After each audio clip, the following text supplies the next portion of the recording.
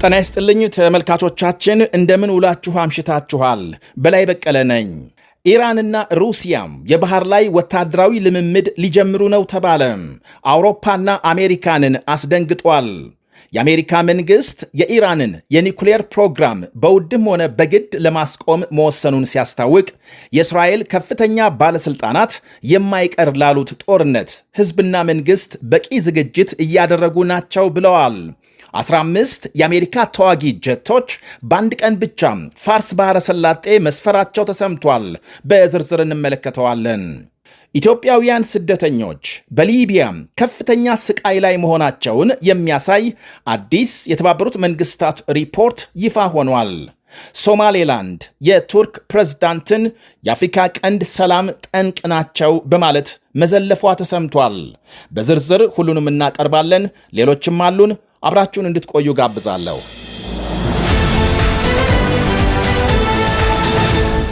ኢራንና ሩሲያም የጋራ ወታደራዊ ልምምድ ሊጀምሩ ነው ተባለ። የኢራን የኒውክሌር ፕሮግራም በውድም ሆነ በግድ ይወገዳል የሚል መግለጫም የአሜሪካ መንግስት አውጥቷል። አንድ ከፍተኛም የእስራኤል ወታደራዊ ደህንነት ኃላፊ ደግሞ በአሜሪካና ኢራን መካከል ጦርነት የማይቀር እንደሆነ አመልክተዋል። ሩሲያና ኢራን በኦማን ባህርና በሰሜን ህንድ ውቅያኖስ ነገ ሐሙስ ሰፊ የባህር ወታደራዊ ልምምድ እንደሚጀምሩ የቴህራን መንግስት ይፋ አድርጓል።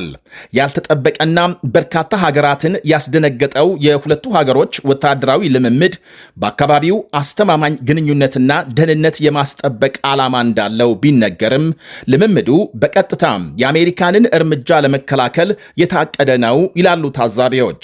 አሜሪካም ግዙፍ አውሮፕላን ተሸካሚ የጦር መርከቦች ወደ ፋርስ ባህረ ሰላጤ እያስጠጋች ባለችበት ወቅት የሚጀመረው ይኸው ልምምድ ሞስኮ ከአውሮፓና አሜሪካም የደረሰባትን ጫናና መገለል መወጫ ለማድረግ ትጠቀምበታለች ብለዋል።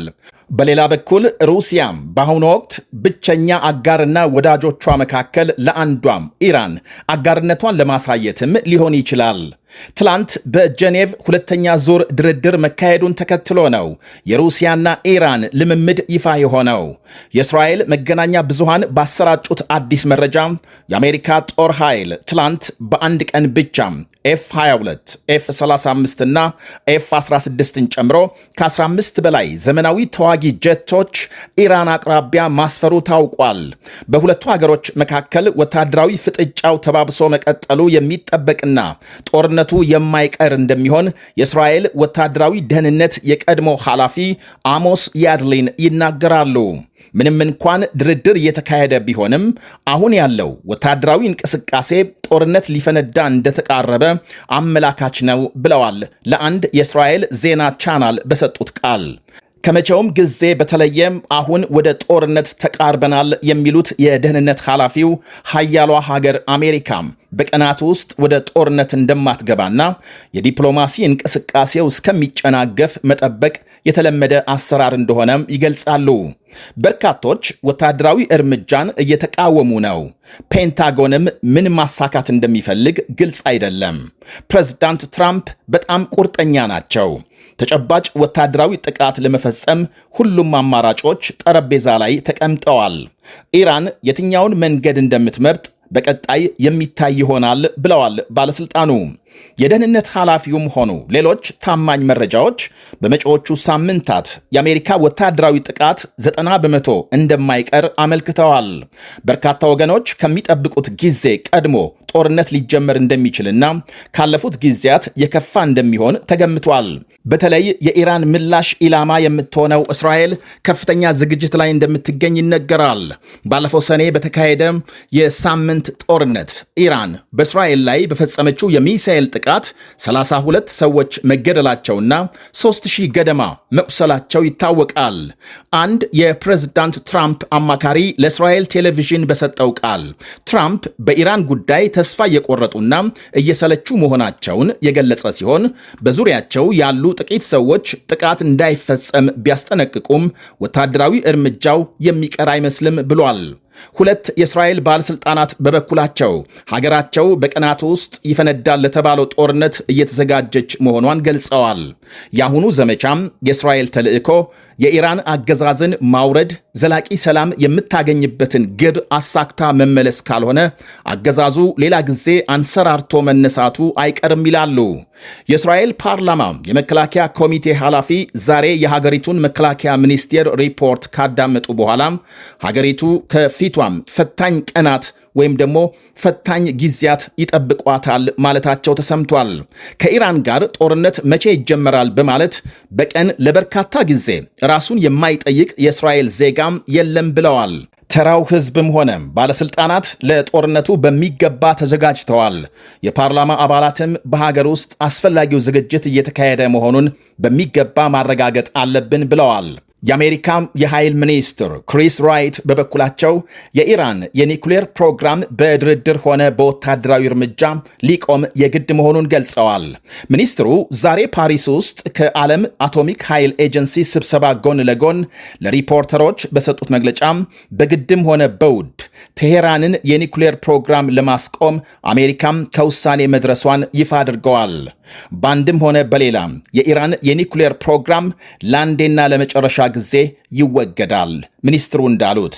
ይህ በእንዲህ እንዳለ ኢራን ባለፈው በእስራኤል የተመታባትን የኒኩሌር ጣቢያም መልሳ መጠገኗን የሚያሳይ የሳተላይት ምስል ይፋ ሆኗል ዛሬ። እንዲሁም የኒኩሌር ጣቢያዎቹ መግቢያዎች ከምድር በታች መቀበራቸው ታይቷል።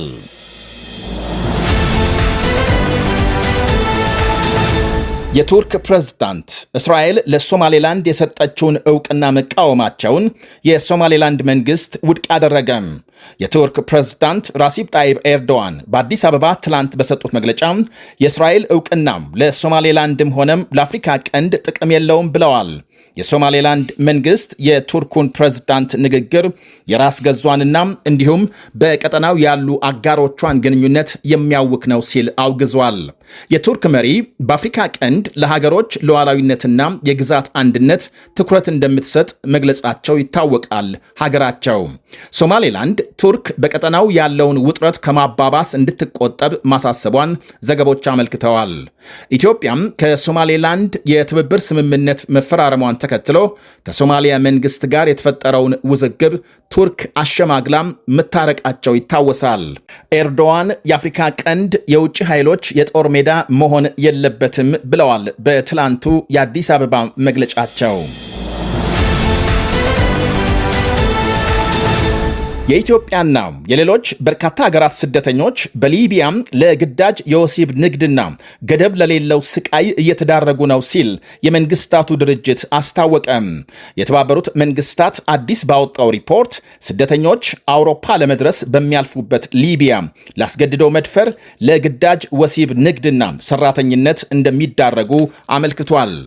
በስደተኞች ላይ የሚፈጸም መጠነ ሰፊ ስቃይ በአብዛኛው ከሊቢያ ባለስልጣናት ጋር ግንኙነት ባላቸው የህገወጥ ሰዎች አዘዋዋሪ ወገኖች አማካኝነት ነው ብለዋል ሪፖርቱ። ኢትዮጵያውያንን ጨምሮ ሊቢያ የሚደርሱ ስደተኞችን መሳሪያ ተደቅኖባቸው ከታፈኑ በኋላም ወደ ህገወጥ እስር ቤቶች ይወሰዳሉ፣ ለረጅም ጊዜ ይታሰራሉ፣ ከስቃይ ለመገላገል ገንዘብ እንዲከፍሉ ይገደዳሉ ይላል ይሄው ሪፖርት። ህገወጥ የሰው አዘዋዋሪዎች ገንዘብ ለማግኘት ሲሉ ስደተኞቹን ለግዳጅ የወሲብ ንግድና ሰራተኝነት እንዲሁም ለቤት ውስጥ ባርነት ይዳርጓቸዋል። ከ3 ዓመት እስር በኋላ ከአንድ የማጎሪያ ካምፕ የተለቀቀ የኢትዮጵያ ስደተኛን ጨምሮ የተባበሩት መንግስታት 45 ሴቶችና ሕፃናት ስደተኞችን ቃል የተቀበለ ሲሆን ሁሉም አስገድዶ መድፈርና ሌሎች ጥቃቶች እንደተፈጸመባቸው ገልጸዋል።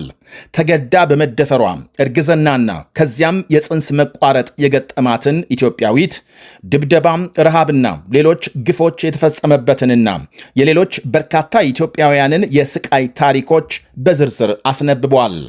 የተባበሩት መንግስታት የሰብአዊ መብቶች ከፍተኛ ኮሚሽነር ቮልከር ተርክ የስደተኞችን ስቃይ በቃላት መግለጽ አይቻልም ብለዋል።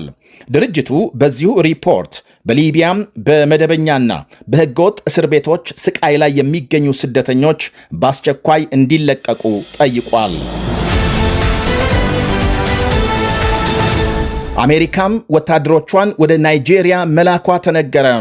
የናይጄሪያ መንግስት ከጽንፈኛ ቡድኖች ጋር የሚያደርገውን ውጊያ ለመደገፍ ነው የአሜሪካ ወታደሮች የተላኩት ተብሏል። ከ100 በላይ የአሜሪካ ኮማንዶዎች ጦር መሳሪያ ይዘው ሰሜን ምዕራብ ናይጄሪያ መድረሳቸውን የሀገሪቱ መንግሥት አረጋግጧል። አሜሪካም ወታደር የላከችው በናይጄሪያ ጥያቄ መሠረት እንደሆነ ተመልክቷል። አሜሪካም በቅርቡ በሰሜን ምዕራብ ናይጄሪያ በአማጽያን ላይ ማለትም አማጽያን በሚኖሩበት ካምፕ ላይ ጥቃት መፈጸሟን ተከትሎ የሀገሪቱ ፕሬዝዳንት ቦላ ቲኑቡ ለአሜሪካ ምስጋና ማቅረባቸው ይታወሳል። ተጨማሪ 200 የአሜሪካ ወታደሮች ናይጄሪያ ይገባሉ ተብሎ ይጠበቃል። ፕሬዝዳንት ዶናልድ ትራምፕ የናይጄሪያ መንግስት በክርስቲያኖች ላይ የሚፈጸመውን ሰፊ ጥቃት እንዲከላከል አለዚያም ኃይል እንደሚልኩ በቅርቡ ማስጠንቀቃቸው ይታወሳል። በናይጄሪያ ቦኮ ሃራምን ጨምሮ የተለያዩ ጽንፈኛ ቡድኖች በየጊዜው በክርስቲያኖች ላይ ሰፊ ግድያና እገታም እየፈጸሙ መሆናቸው ይነገራል። የጋቦን መንግስት ማህበራዊ መገናኛዎች መዝጋቱ ተነገረ። በሀገሪቱ ግጭት እያባባሱና መከፋፈል እየፈጠሩ ነው ያላቸውን ማህበራዊ መገናኛዎች ላልተወሰነ ጊዜ መዝጋቱን አስታውቋል። ሲዘረዝርም ዘለፋም፣ ህገወጥ የመረጃ ስርጭትና ሌሎች ወንጀሎች በስፋት መታየታቸውን አመልክቷል። በሀገሪቱ በስፋት የሚታወቁ ፌስቡክ፣ ቲክቶክ እና ዋትሳፕ ተዘግተዋል። ከ3 ዓመት በፊት በወታደራዊ መፈንቅለ መንግስት ስልጣን የጨበጡትና ባለፈው ዓመት የተካሄደውን ፕሬዝዳንታዊ ምርጫ ያሸነፉት ጀነራል ብሪስ ኦሊጂን ጌማ ከደሞዝ ማሻሻያ ጋር በተገናኘ ከመምህራንና ከመንግስት ሰራተኞች ከፍተኛ ተቃውሞ እንደገጠማቸው ሲነገር፣ አሁን የማህበራዊ መገናኛዎች መቋረጥም በዚሁ ምክንያት ሳይሆን እንዳልቀረ ይነገራል።